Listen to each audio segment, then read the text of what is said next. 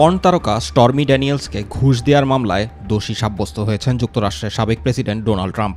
স্থানীয় সময় বৃহস্পতিবার নিউ ইয়র্কের একটি আদালত এ রায় দেন। ওই মামলায় আনা 34টি অভিযোগের সবকটিতেই দোষী প্রমাণিত হয়েছেন রিপাবলিকান এই নেতা।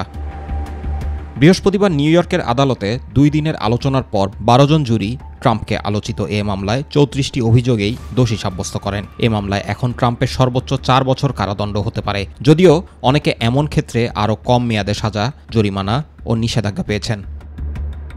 আগামী 11 জুলাই এ মামলার রায় ঘোষণা করা হবে। ট্রাম্পের বিরুদ্ধে অভিযোগ, পর্ন তারকা স্টর্মি ড্যানিয়েলসকে 2016 সালে প্রেসিডেন্ট নির্বাচনের আগে যৌন সম্পর্কের বিষয়ে মুখ বন্ধ রাখতে $1,30,000 ঘুষ দিয়েছিলেন তার আইনজীবী। অপরদিকে সাবেক মার্কিন প্রেসিডেন্ট ডোনাল্ড ট্রাম্পের দোষী সাব্যস্ত হওয়া রায়ের বিরুদ্ধে দ্রুত আপিল করা হবে বলে জানিয়েছেন তার একজন আইনজীবী।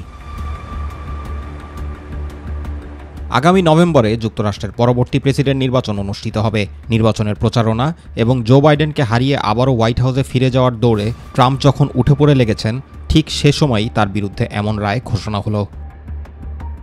জুবাইর রহমান, মাই টিভি নিউজ।